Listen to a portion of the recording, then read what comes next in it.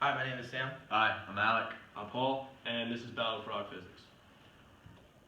Our project is called the Fun Physics Machine. Obviously, it's a Rube Goldberg machine. Our goal was to help students in high school learn physics by creating a Rube Goldberg machine with a physics theme, and hopefully it would help them, the complexities and the intricacies would help them in paying attention. It would create a fun environment, and it would just be more receptive to learning through using this machine. Some in-class applications are listed below. We have potential and kinetic energy. As the ball moves up and down, it represents all the different formulas used for those. You have work, trajectories, and you finally have Newton's laws. So our customer profile, pay attention. The two most important themes with the customer profile are the demographic and the attributes theme. Obviously, we want to have a physics teacher, preferably. That's our primary market. That's the most likely the person that would come and purchase a product and use it for in class to help his students who maybe are not paying attention. The next characteristic I'd like you to pay attention to is the attributes. Someone who enjoys their job, loves physics, likes teaching, will be more receptive to trying new techniques in order to teach students and get them interested in the subject. In addition to that, still important but not as important as the first two, you have activities, possessions, do not own, buying habits, and customer philosophy. Essentially what you can do from these characteristics is build a profile that he's generally an outgoing person, and more likely than not, outgoing people are going to be more willing to try something new than an introverted person. So that would help to promote our product. They'd be more likely to purchase such a product. Next slide. So this is our use case, broken down into the basic flow, alternate flows, post conditions, and business rules. Essentially, we use the use case of a teacher because, again, that is our primary market. Not many other people are going to be purchasing such an item. So our basic flow was, it's a fun way to teach physics in class. It's a Rube Goldberg machine. It'll help students to pay attention. Explained it before. So there's two ways that we saw this going. The two most common ways we have. First, the teacher would come and he would buy one single product. He would buy one of them, bring it to class, set it up, and have students come around and learn based off of the one that he saw. So they would all take turns using it, building it, and whatnot, and learning from it. From there, you have our alternative flow, which would be the teacher actually somehow gets funding from the school, possibly, or some other means, and actually is able to provide each individual student with a product. In this case, it would be more like a laboratory themed class where they would come together, they would build each individual one on their own with help from the teacher, instructions, and whatnot, and they would be able to learn more personally up close. It would just be all around easier. Then you have the post condition.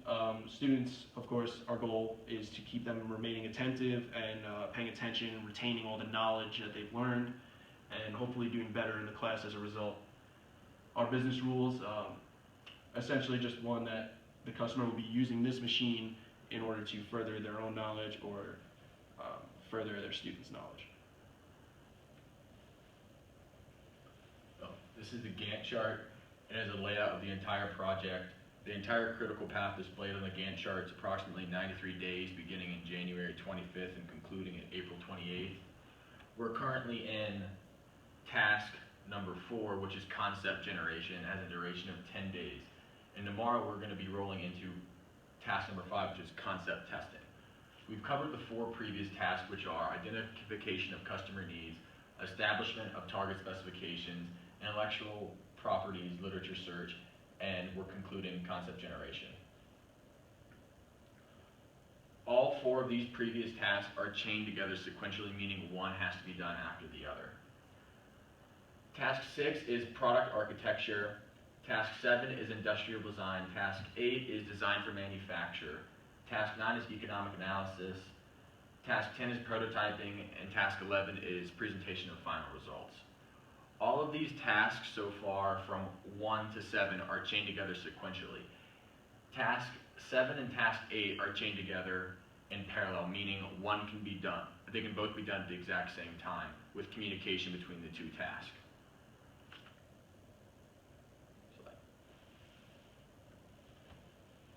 Customer needs. Customer 1 is a teacher. Customer 2 was an older sibling interviewed. Customer 3 was a student. Customer 4 was a parent. And customer 5 was an interested kid in a Rube Goldberg machine. As you can see from their given answers with the questions, there's a common trend throughout the customers interviewed. For example, this question, allow for more room for error in the setup, meaning when the customer sets up the Rube Goldberg machine, they can mess up and it'll still function properly. All the customers said yes to that. There are some discrepancies between answers. For example, provide simpler / video directions. Some customers didn't like that. Some people don't prefer technology-based things, and we understand that. And another discrepancy is provide separate Arduino instruction and introduction. Customer 2 said no, and customer 5 said no. I personally would say no as well, because I'm not very good with technology, but it's all based on preference. Product specifications are QFD. So essentially, during our interview, we had a general consensus of the overall needs, and when you're listing needs for the customer, they relate directly to a metric for the manufacturer.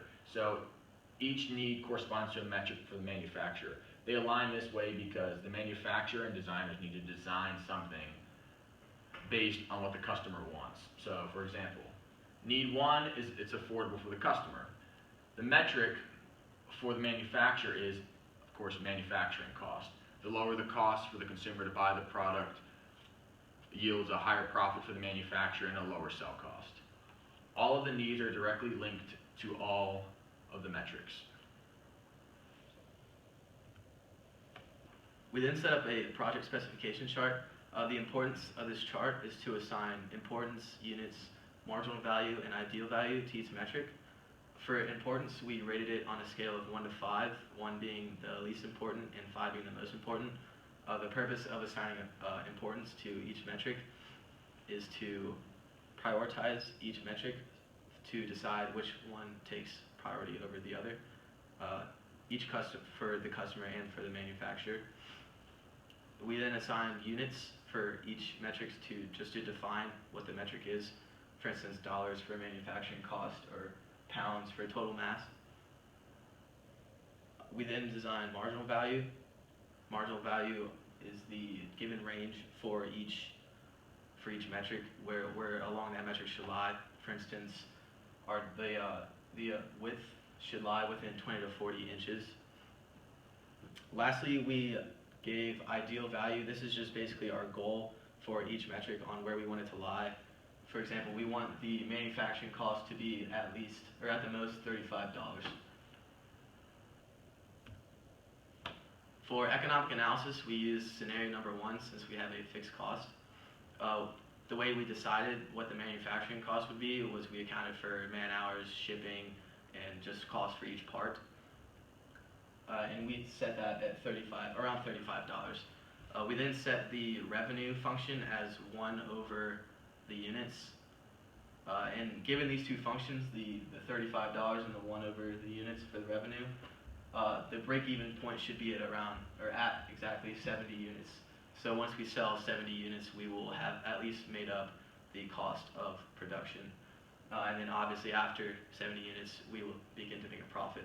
And to calculate that profit, all we do is take the integral of revenue minus cash, the cash at $35. Or you can just subtract the two. So for example, if we sell 100 units at $35, costing $35 to make, the total cost should be around $3,500. And if we sell each unit for $50, then we will make a total revenue of $5,000, and then subtracting the total cost, the total manufacturing cost from revenue, we get a $1,500 profit. In summary, we identified a customer base, we developed a plan and carried out the design process. we developed a Gantt chart with around 93 days of total length. We then set up a need metric chart to prioritize the most important needs, a comparison chart, and we analyzed the revenue to cost margin.